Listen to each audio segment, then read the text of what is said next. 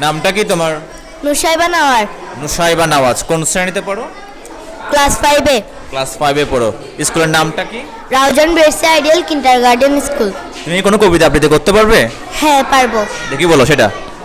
কাজলা দিদি যতীন্দ্র মোহন বাগচি, বাঁশ বাগানে মাথার উপর চাঁদ উঠেছে ওই, মা গো আমার শোলক বলা কাজলা দিদি কই, পুকুর ধারে নেবুল তলে থোকায় থোকায় জোনায় জ্বলে, ফুলের গন্ধে ঘুম আসে না একলা জেগে রই, মা গো আমার কোলের কাছে কাজলা দিদি কই, পুকুর ধারে নেবুল তলে থোকায় থোকায় জোনায় জ্বলে, ফুলের গন্ধে ঘুম আসে না একলা জেগে রই, মা গো আমার শোলক বলা কাজলা দিদি কই।